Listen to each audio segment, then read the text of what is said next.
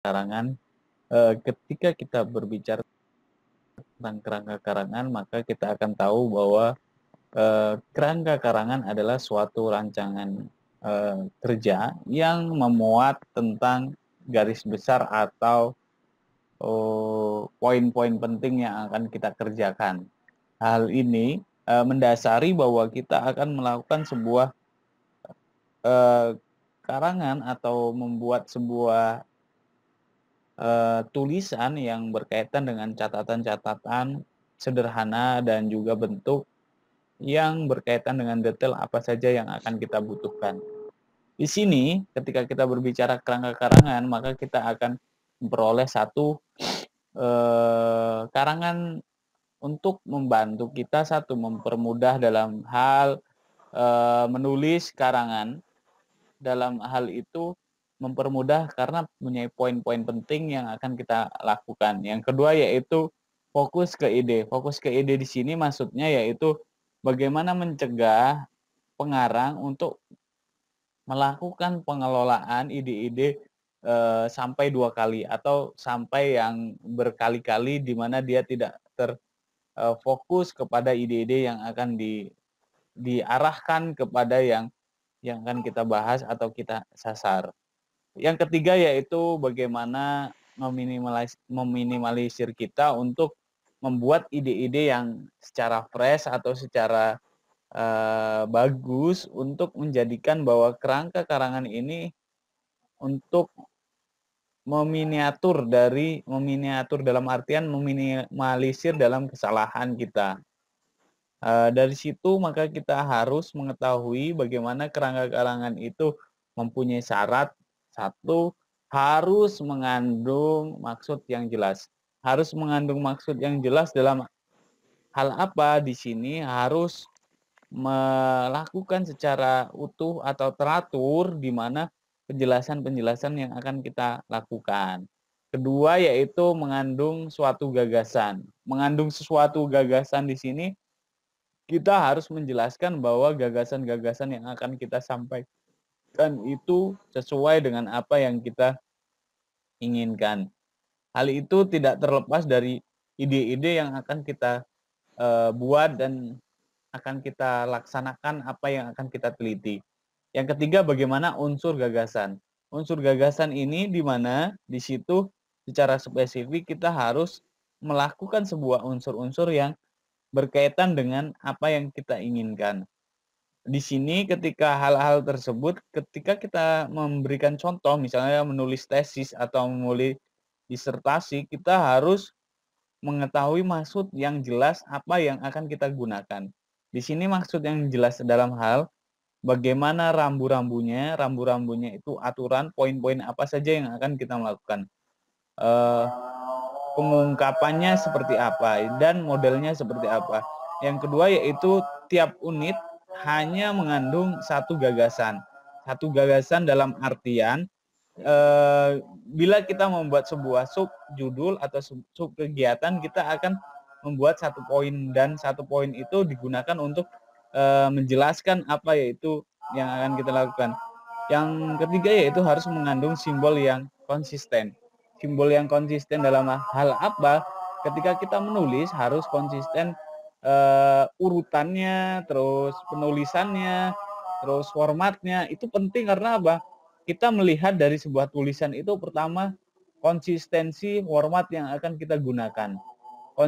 Konsistensi format yang kita gunakan ini itu menjadi indikator pertama bahwa orang tersebut menulis itu secara teratur atau tidak, itu akan menjadi gagasan, menjadi poin utama yang paling utama kita gunakan. Hal ini menyebabkan kebanyakan dari kita, kalau kita melihat dari teman-teman membuat sebuah presentasi atau PPT, itu banyaknya hanya melakukan copy paste, bukan melakukan sebuah parafase atau sebuah improvisasi dari apa yang Anda baca dan Anda tambahkan. Contoh saya memberikan kemarin teman-teman saya suruh melakukan tulisan yang saya inginkan format yang saya suruh ulang, maka teman-teman harus melakukan format yang saya bagikan.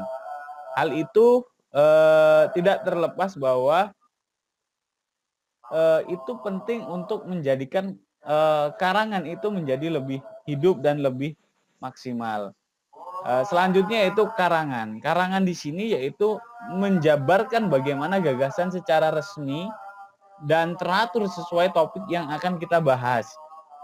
Hal ini penting karena apa?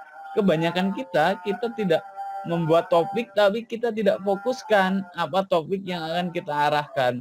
Hal di situ tidak sesuai dengan apa yang kita inginkan.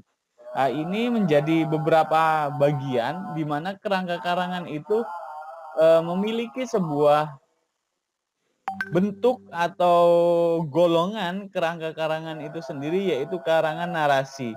Karangan narasi ini biasanya satu karangan yang kita gunakan untuk memudahkan kita menulis bagaimana peristiwa atau kronologi yang kita tulis itu sesuai dengan apa yang kita inginkan.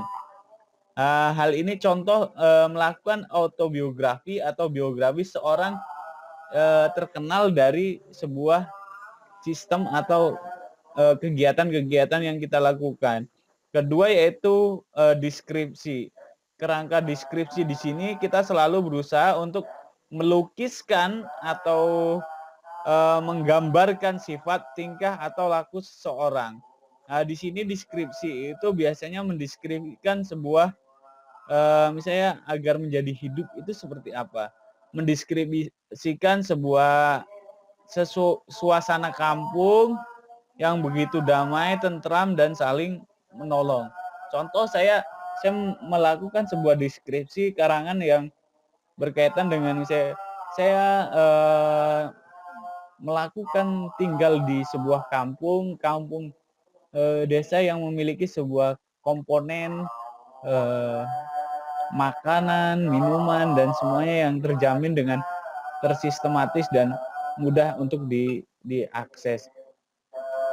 Selanjutnya yaitu kerangka karangan yang berupa eksposisi atau paparan. Di sini eksposisi dalam artian berisi pengetahuan kepada teman-teman untuk membaca atau mendengarkan sebuah karangan yang berkaitan dengan pekerjaan, baik masuk atau jenis karangan eksposisi ini. Misalnya contoh, saya berikan menjelaskan tentang tujuan atau ide dirinya sebuah perguruan tinggi, menguraikan kesulitan yang akan dihadapi KB yang gagal.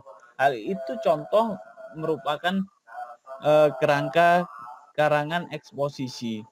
Selanjutnya itu kerangka karangan argumentasi. Bagaimana di sini argumentasi itu menjadikan sebuah meyakinkan pembenaran yang kita berikan kepada orang-orang untuk diterima atau dilakukan sebuah argumen yang logis. Logis dalam artian kerangka argumentasi itu memiliki ciri satu, mengumumkan alasan atau bantahan sedemikian rupa dengan tujuan mempengaruhi khalayak pembaca untuk tujuan yang kita inginkan. Kedua yaitu bagaimana mempengaruhi pemecahan suatu masalah yang akan kita lakukan. Di sini fungsinya untuk mendiskusikan suatu persoalan tanpa perlu mencapai suatu penyelesaian. Contoh ketika kita melihat isu-isu saat ini dilakukan diskusi misalnya di ILC, Indonesia Lawyer Club, yang selalu mengangkat isu-isu yang aktual dan sesuai dengan argumen-argumen yang dibenarkan dengan apa yang mereka gunakan. Terus kerangka persuasif atau ajakan. Kerangka di sini bertujuan untuk bagaimana kita mengajak untuk membaca, percaya dan yakin, membujuk agar dia melakukan sebuah pembacaan atau argumen yang akan kita gunakan. Mungkin itu sedikit dari saya tentang penjelasan kerangka-kerangka yang sesuai dengan apa yang kita inginkan. Hal ini sesuai dengan keinginan kita untuk membuat sebuah kerangka yang aktual atau kerangka karangan yang sesuai dengan apa yang kita inginkan.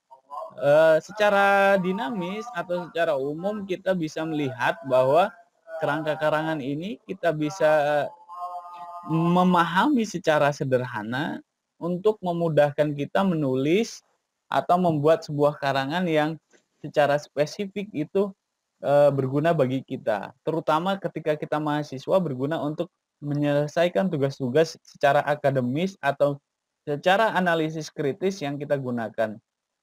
Mungkin itu dari saya, kurang lebihnya mohon maaf. Wassalamualaikum warahmatullahi wabarakatuh.